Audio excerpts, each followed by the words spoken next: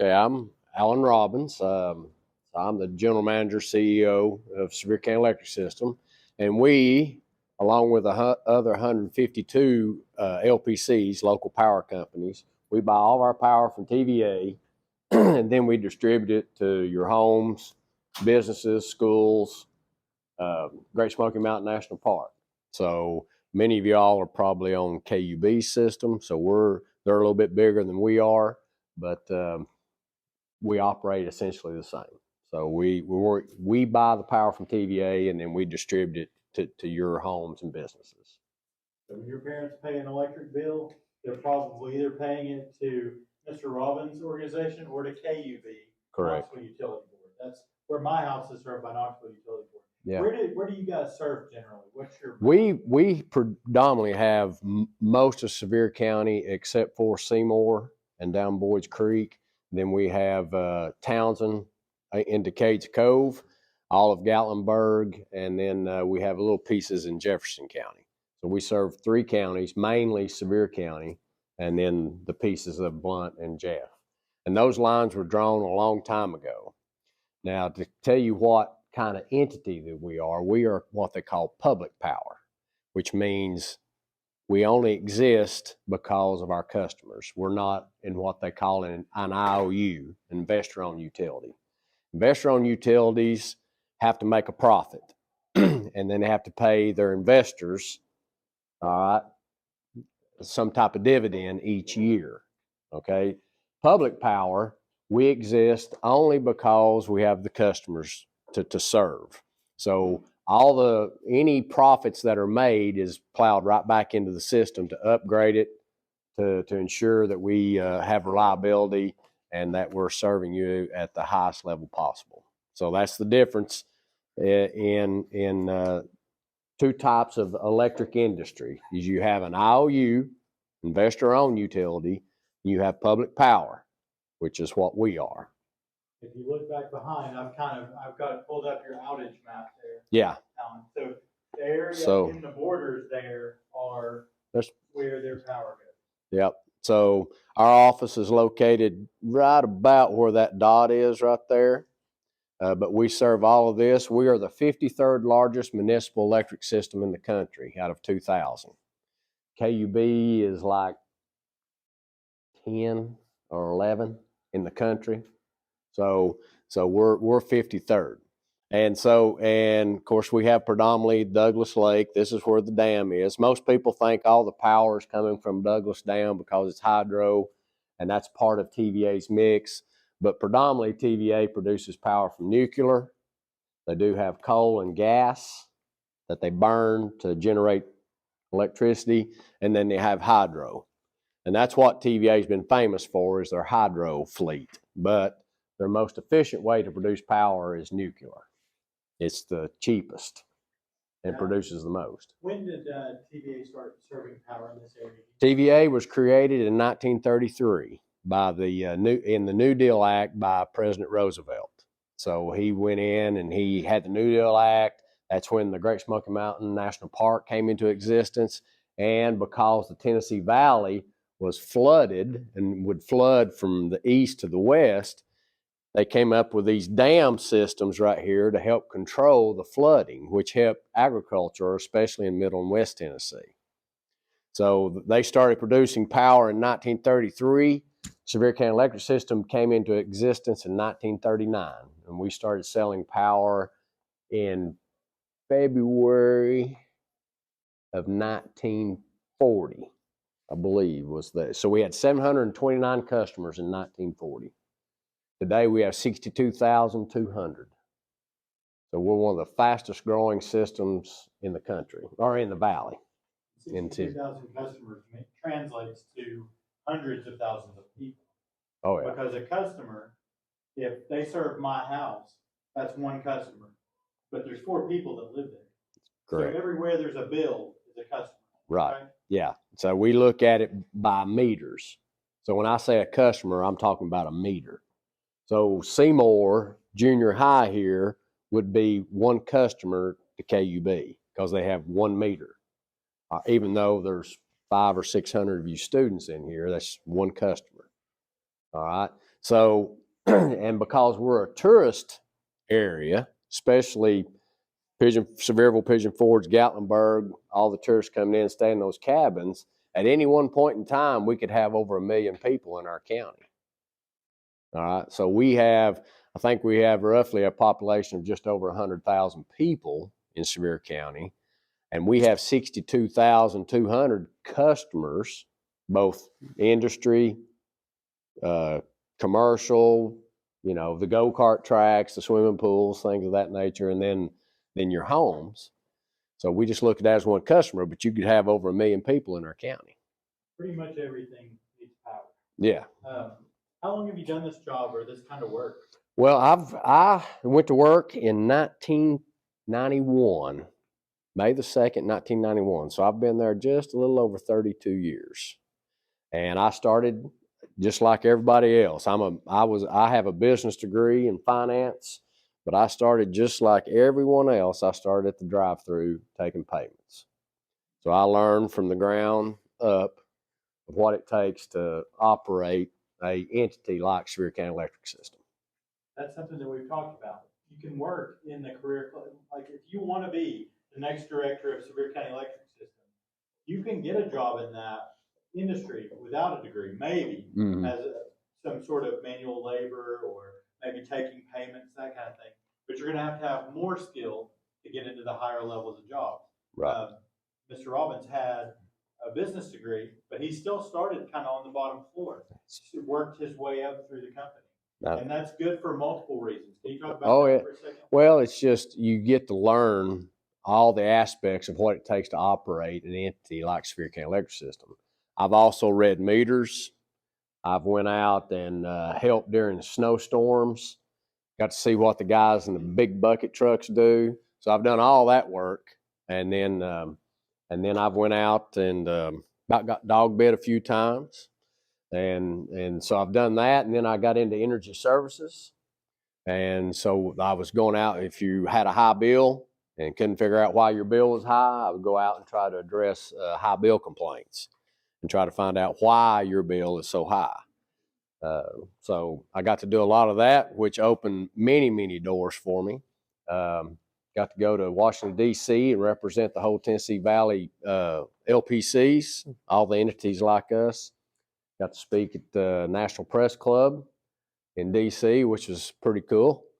And then that just kind of further opened the door. But the one thing I learned early on is never say, not my job. If your superior asks you to go out and do something that's, above board and go out and do it the right way, I was not a meter reader. I was a finance guy, but we were in a pinch, big snowstorm, need somebody to go out and read meters. I said, yeah, I'll go do it. So it only helped me because I know what those guys are going through. So now that I'm the manager of the place, I went back. Nobody had ever asked our linemen what kind of trucks they like, what kind of bucket trucks they like, what kind of tools they like to use. Well, I'm not the one using them. I'm pushing a pin all day. So I'm not in the bucket truck. I'm not out there when it's hot and cold and snowing and raining. So I went back and asked them, what is the best thing that I can help provide you so you can do your job the best? And they all kind of give me a strange look because they'd never been asked that before. But now I've found a way that I can get them what they need to do their job more efficiently. And you just ask questions, instead of going in and trying to let everybody know who the boss is. We're all in this together. That's the way I look at it. And not only does that help him, but that's also going to make his employees respect him more. That he cares enough about them to ask what they want, what they need, what truck they like, what kind of tools they like to use. Mm-hmm. That's going to not only help him, but it's going to help him in the long run. He might not even be thinking about. It's going to earn that respect for him. Well, what it's done is our linemen and our foremen have especially begun to take very, very good care of their equipment and their trucks. So every Friday, they clean their trucks. That don't sound like a lot, but it extends the life. They take care of the things that they have because they know I'm going to try to help them get what they need so they can do their job more efficiently. If they can respond quicker, if the power's out, and they can get the power back on quicker, that cuts down on the customer being mad at me or at us because they've been out for a while. So if you provide them with the most efficient things to do, helps them. So what do you feel like you enjoy most about your job? Helping people. It's just it's a team effort, just like a football team, basketball team. Working together, but really, taking care of the customer and seeing other people rise. Everybody wants to come in, and we've had a few that's learned the hard way. Sometimes people got to learn lessons the hard way. I'm probably one of them. But a lot of people want to come in and learn or want to have my job now. I've had a couple of, been out of college for 5 years, and they wanted to be where I'm at. Well, it took me 25 years to get where I'm at. All right, so that's what I told them. So the best thing I could tell you is if you find the career that you want to do, whatever it is, go to school, go to a trade school, whatever it is, but learn everything from the ground up. All right, because that only makes you more solid because you know what it takes to do those jobs.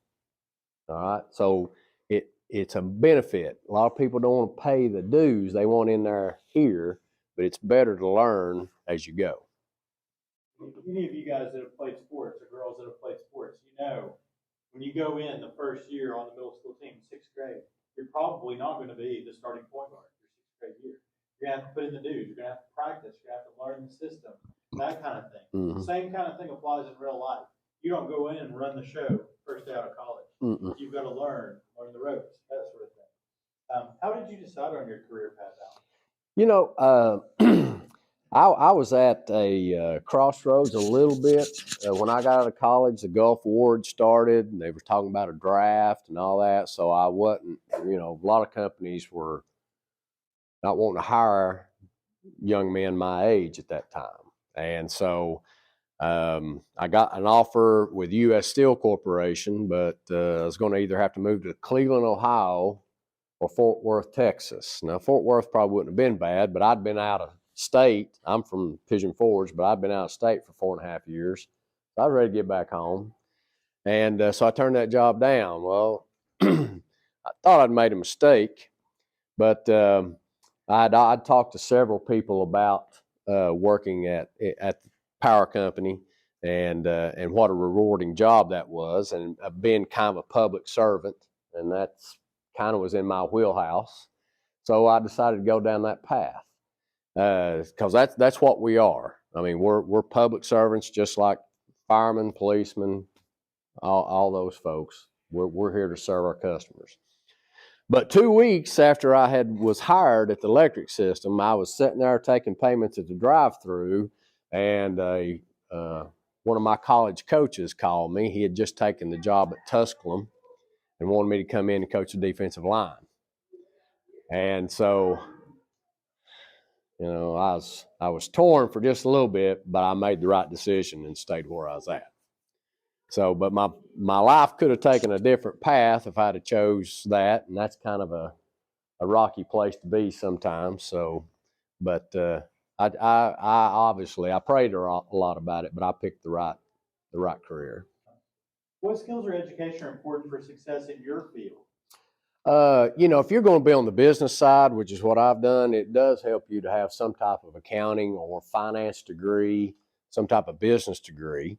We do a lot more marketing now, so we've got a market. When I started, we didn't do any marketing, but now we do a lot of marketing because we have ancillary services that we provide our customers, so that's good. But if you're not geared to go to college, especially if you're wanting to be a lineman, go out and work. Tennessee College of Applied Technology has a 6-month class that you go through and you become classified as a pre-apprentice lineman. So you'll have your Class A CDLs, you have your OSHA 10 training, you'll have been on a pole for 200 hours, you'll know how to operate a bucket truck, a line truck, and how to set poles. And so when you come to an entity like who we are, we would hire you, as a groundman, which starts out paying pretty decent per hour. Because what our linemen do is a very dangerous job. Every day, they take their life in their hands because they're working with high voltage electricity. So if you're wearing some of them big, heavy rubber gloves that they've got, there's a pinhole in that glove. Electricity will find it and will enter that pinhole, and it's usually not good. So we have to have all that tested. We have to have all these safety protocols in place to make sure that our linemen stay safe. So yeah, they get compensated well, but it's also a very dangerous job. So, coming in as a groundman versus a laborer, you just go to a 6-month class and you've got all that pre-training, you can start out about $23 an hour, which not bad starting out, and then you only progress from there because when we get you and we start you, we send you to school too. We put you through lineman training, and you start out as an apprentice for 5 years. You do that. It takes you 5 years to top out. So it's a very rewarding job. You're not going to get rich, but you'll make a good living at it. All right, but it's a great trade to be doing if you don't want to go to a traditional 4-year school. You can go to one of the trade schools and get certified. And I'm talking to the ladies too. We've had several ladies that's went through that program. We've not had any apply with us, but I know KUB's hired 1 or 2 that are linemen for them, and they do very well. Next question said, and this is one you could answer a lot of ways.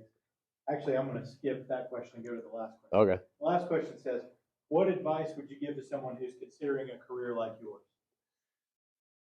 Well, you've got to have a heart to want to serve. If that's not what you really want to do, because what we do is very rewarding, but you got to have a heart to want to serve and to work for an entity like us. Even though you're not always on call, everybody, the ladies, the guys, everybody is technically on call 365 days a year, 24 hours a day, 365 days a year. Because if we have a bad storm, if we have something really bad happen, I got to have everybody there, all hands on deck working. And so that's the thing that you got to think about when you choose a career like ours, because we're all on call all the time. There's been a lot of Christmases I've been at the office and not been at home with my family because of snowstorms or ice storms. All right. So you just got to have a heart to serve the community that you live in. Because if we do our job well, the way I tell our customers is if I can make sure that you're successful, then that makes us successful. But if you're not being successful, then we're failing on our end. Because electricity, used to in 1940 and 1950, you used to go to the light switch and you'd flip it. Oh yeah, okay, we got electricity. Sometimes it wouldn't be there. But you all don't even think about that now. See, it used to be electricity was a luxury.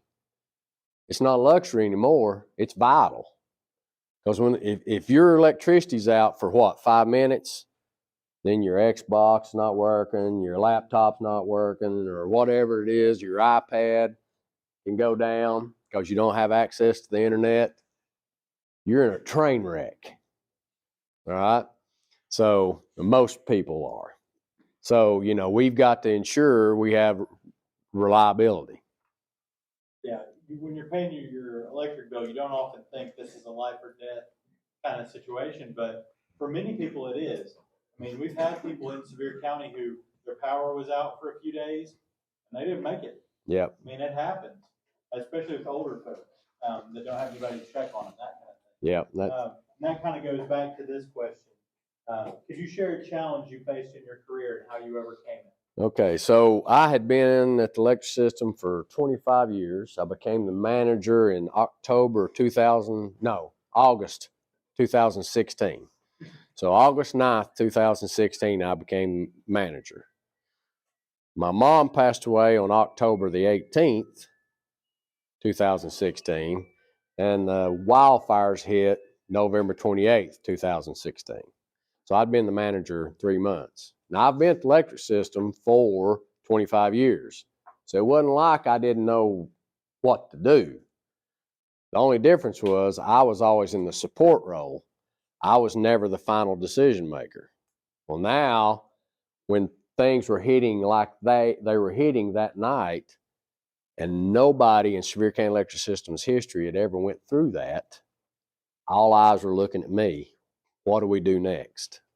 We have 2,237 miles of distribution line. All the lines you see in the air. We have 2,237 miles of that. So only 60 miles of that was impacted. So it was a small area. But we had to replace over 1,000 poles that burnt, over 500 transformers. It cost us at the end of the storm, after we paid all the people that come in and helped us, all the material we had to replace, cost us almost $12 million. $12 million. And we didn't have a rate increase. We didn't put that on the backs of our customers. We absorbed it.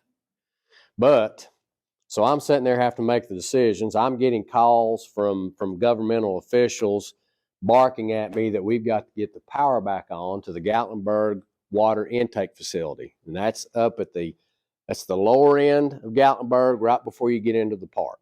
All right, before you get to the Sugarland Visitor Center. That's their main water intake facility. Well, our South Gatlinburg substation's out and our Ski Mountain substation's out. And that's how we either swap power from one to the other. Well, guess what? All of our fibers burn up, so we can't control it from the office. So since we lost that capability, there's only one way to do it. Go in and physically do it. So I had to send 10 guys into an area that almost got them killed to get the power back on to the Gatlinburg water intake facility. So we physically had to get in the air, and the wind's blowing 90 miles an hour, and change all the feeds. And then we had substation crews up there switching all of the feeds at the pull box. And that takes time. So they were in the middle of that for 3 hours. And so when they were driving in, the firemen were driving out looking at us like we were nuts. All right, but they were out of water. And the only way we could get them water is to get that pump station back on. So the only substation that we had hot at that point in time was North Gatlinburg. So we had to switch all the feeds so North Gatlinburg could feed that. So even with all the redundancy that we had in place, we never thought about a wildfire that would burn up your fiber so that you could transfer power. That's how we can do it at the office. We can set and transfer feeds from one substation to another. But when all that's gone, so, you know, I struggled with that, knowing that those 10 guys could have also been killed, and I'm the one that made the decision that they had to go in there and do that. And so I've struggled with that from time to time. I kind of see what a military commander probably feels when he has to send his men and women into battle, because I had to send those 10 individuals in there, and they may not have made it. They did their job extremely well. Thank goodness, thank the Lord, but it was a tough decision.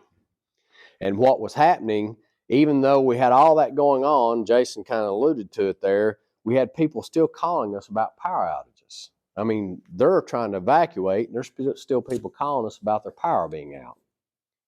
So our linemen stopped responding to those instructions to go get the power back on and started just rescuing people. So they turned up Wiley Oakley Drive in their bucket trucks, and 50 to 75 people were running at them off the mountain. So they'd put them in the back of their trucks, drive them to Pigeon Forge, then drive back in and save more people. So they stopped responding to the outages that we were dispatching and just started saving people. And so I've had several of the fire chiefs tell me that if it hadn't been for our guys, there'd be a lot more people would have perished. So For those of you who don't know, that was a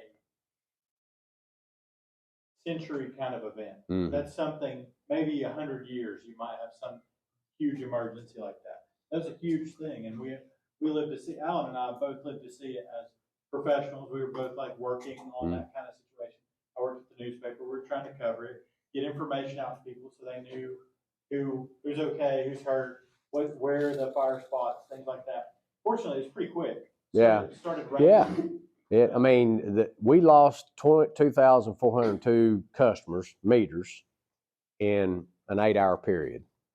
8 hours. I mean, the fire had been burning for 5 days, but the winds that came in were hurricane force winds, Hurricane 1, Category 1 storm. So it just basically took the fire out of the park and dumped it in Gatlinburg and the surrounding areas, and we had to deal with it. And you know, that was my most challenge. I've had a lot of challenging things occur: snowstorms, ice storms, you know, customers being mad at us, things of that nature. That's fine. You know, we can work through all those. But that one was a century event and the toughest thing that I've ever faced. But what I would tell you is, it ain't because of me that we persevered like we did. I had to make some hard decisions, but the people that I work with, the team that I have around me, and the men and women that are in the field did an exceptionally great job. And they're the reason that we persevered through all that. They did their job and did it well. We've talked a lot about doing what you like and finding your passion and things like that.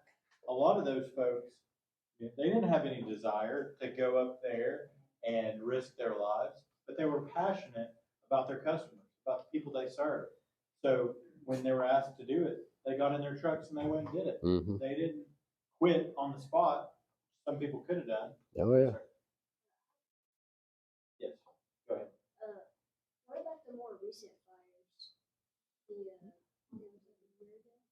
Yeah. Did you guys have any outages during those fires? We had some, but we just what we learned in that as a community is how the 8 different agencies need to work together. So the county mayor knows that he and I've got to be on the same page. I've got to talk to, you know, different fire chiefs, the police department, all the first responders, because they were wanting us to go in and turn the power off in 2016 wildfire. They said, hey, we need you to cut the power off here, here, and here. Well, it's not like going over here and doing this. When we turn the power off, it ain't like doing that right there, okay? When we turn the power off, it's like doing this, okay? So you can't just piecemeal it, all right? So we told them, okay, this is how this works. If we turn this circuit off, this affects these traffic lights, these street lights, everything's going to be black. So imagine if you're in here from Pennsylvania on vacation, and if anybody's even been anywhere near Wiley Oakley, imagine I can get lost in Wiley Oakley, and I've lived here my whole life. All right. So imagine never being here, and then all your street lights are out, and you're trying to figure out where to go, and all you're seeing is smoke and fire.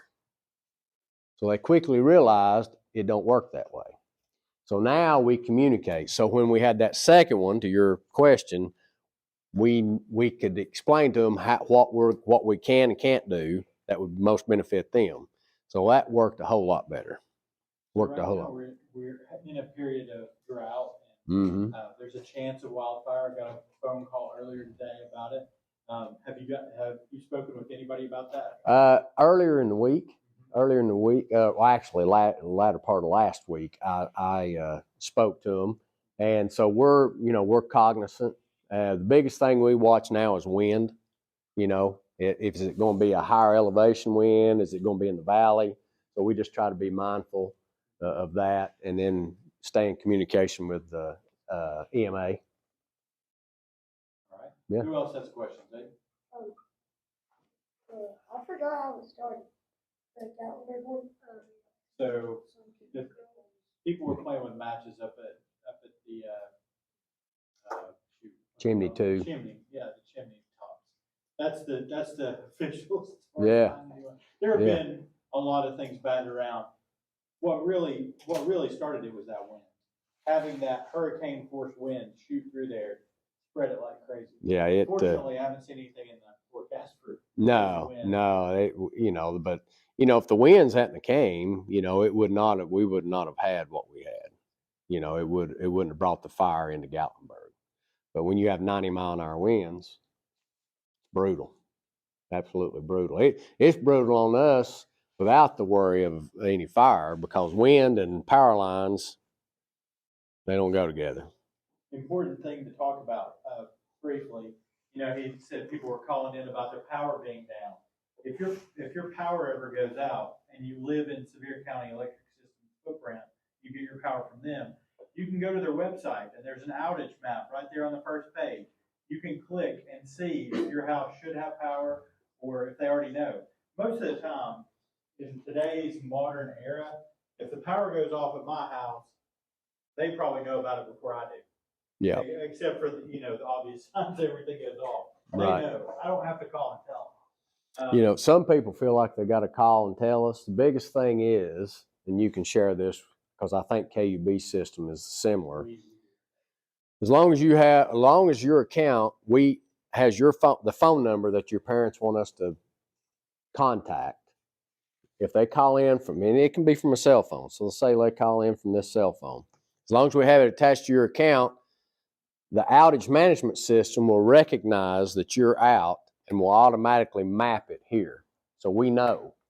But we've already seen that it's out, but you might have something else you want to report, but you don't even have to talk to anybody. You just call in, the system will report it for you, and you're done. It's that simple. Some people, though, feel like they got to talk to somebody. They just want to talk to a live person, and that's okay, too. So the next time we have a big snow in Sevier County, and in your home, we won't have school, that's for sure. So next time there's a snow, go to KUB's website, go to Sevier County Electric System's website. Just look at their map. I can guarantee you, if there's been a heavy snow, we're going to have an outage. We're going to have outages. Yep, we sure will. And generally, it's from the weight on the power lines. Mm-hmm. You don't think about how much snow weighs. We've talked about this before. The structural engineer of this building, they had to figure out if we had a foot snow, could the roof hold it? I mean, that's an important thing that we have to think about. Yes, sir. Another question. Is how would you say it's hard for you not being able to be there like on holidays? Oh, yeah. I mean, everybody wants to be with their family during the holidays. But, it's not all the time, but there's been several that I've missed. There's been, on Memorial Day, everybody likes to go to the lake or something like that. Well, I've worked several Memorial Days, worked a lot of 4th of Julys. Not had to do anything at Thanksgiving, but I've had to work a lot of Christmas, a lot of New Year's Eve, New Year's Day, just because of snow and ice storms, things like that. So, yeah, it can be difficult, but your family's got to understand. And I've got an understanding wife. I've been chewed out by before my mother passed away in the blizzard of '93, and I hadn't been at the electric system but about a year and a half, and she was out for 5 days. Yeah, she chewed me out one day. Well, so it's part of it. That's another public misconception. Talk about the priority list for getting people turned back on. Okay. So if there's a big storm that blows through and knocks out a bunch of customers. Okay. How do you decide what you're going to work on first? Well, first thing you got to look at is where your substations are located. So we look at where our substation is located, and we got to look at all the feeds. So the feeds coming out of the substation is kind of like your veins and your arteries in your body. All right, you have main arteries, and then you have secondary ones. So I would sit here and tell you that if you live in this area here or in this area here, your chances of being out are not remote, but it's a lot less because you're in closer to a substation. All right. So the closer you live to a substation, the better off you are. Now, if you live out here at this end, which we have people live right there, that's some of the farthest reaches of our system. All right. We're not going to come out there first because what's the point? Everything else in here is broke down. So we got to get all this fixed and work our way out. So these people are usually the ones that are most angry with us because they don't understand. Because they say, why don't you come out here first? Because everything has got to be fixed in here to get here. All right. If you have a problem with an artery or vein and it's originated at your heart because there's blockage, the doctor ain't going to go here. He's got to go to the heart. All right. So that's essentially what we do.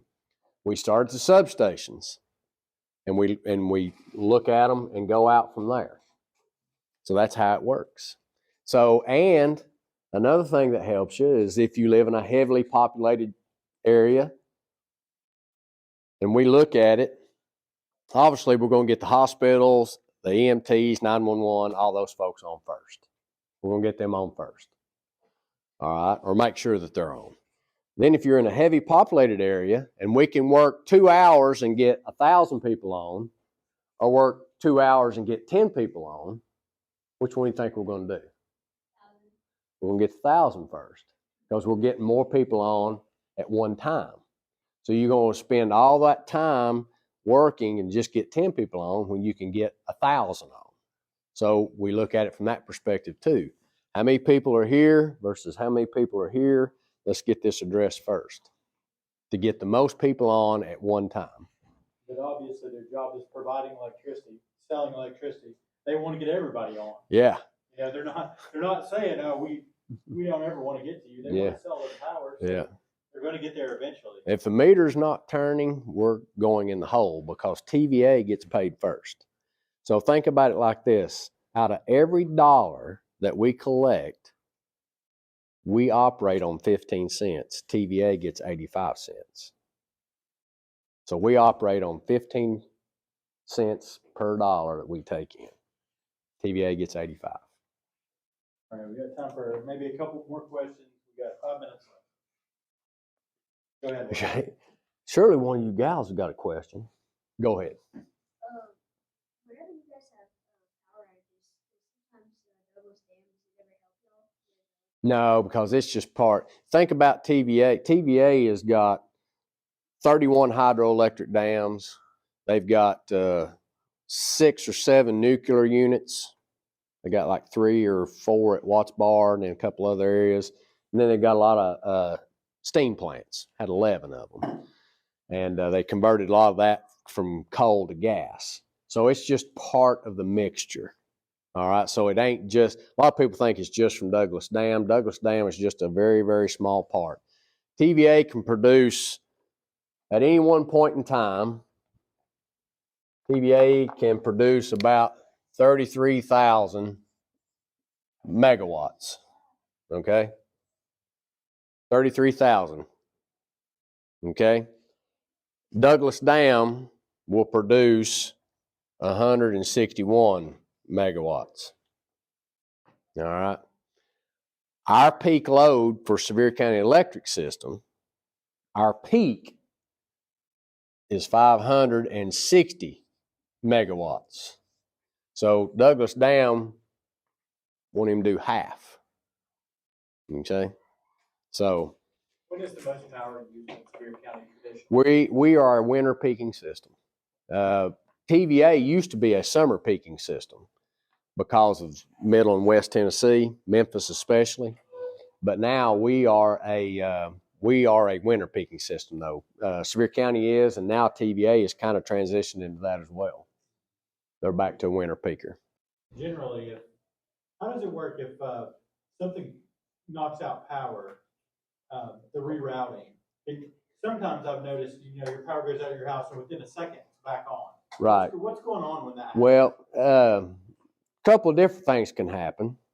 If you're on a what they call a breaker, That's what causes that breaker will operate. If something interrupts, let's say a tree falls in the line, that breaker will operate that quick 3 times. And what it's doing is trying to clear the fault. So if it will burn itself in 2 on that third blink, if it sees that fault's not there, it keeps the power on. Okay? But if it does that 3 times and it sees the power, it's still got a fault on it, then it turns power off. Now, if it's a fuse, it's not a transformer blowing. All right? Everybody says, hey, transformers blowed out here. I've heard it. Well, what that is a fuse, and it sounds like dynamite. And I've put a fuse in, and that means a fault's still there. You have a big explosion. Pretty eventful at nighttime. So, but what will cause your power to come on quickly is we can get on there and reroute the feed through fiber. You know, we can change it from one substation to another. You know, we can do that from the office. We can sit there and look at it and reroute it and get it back on, and then isolate the fault. Say a car wreck, we can isolate the fault and get as many people back on except for that one area. Yeah. Last question. I'll ask real quick. Some neighborhoods have underground utilities and some don't. Does that really matter in the grand scheme of things? That's just, it's what the developer preferred. You know, a lot of people say, well, why don't you put everything underground? Well, first of all, building overhead probably costs about $250,000 to $300,000 per mile of line. Putting it underground costs about $2 million per mile of line. So our rate structure couldn't support it. Plus, it's much more difficult because what's their favorite song on Saturdays? Rocky Top. Well, they don't call it Rocky Top for nothing. It's very difficult to put things underground. Why? That's part of the question was why. We got 1 minute left. Why? So here lately my power's been flickering a lot. So and we have a breaker, and it's always annoying because I have to reset my clocks. So That means you've got something getting in your line. There's a tree limb, could be a squirrel.